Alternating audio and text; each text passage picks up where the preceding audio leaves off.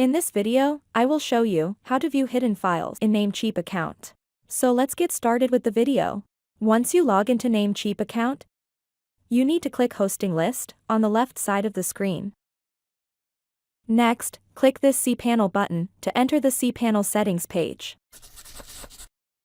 In cPanel settings page, enter File Manager section. And in public HTML directory, you can find all the website files. Some of the important system files and folders are hidden. To unhide the hidden files, to view the .files, you need to click the Settings tab in the top right of the screen. And again, in the pop-up window, select Show Hidden Files and update the changes made in the pop-up. And done, all the hidden files can be seen here in the website's main directory.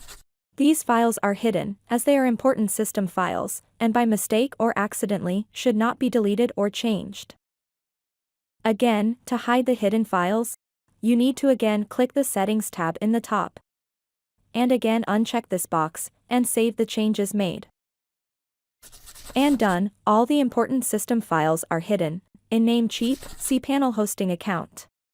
With this we have come to the end of this video. Please subscribe to my channel and click the bell icon to get updates when we add more content.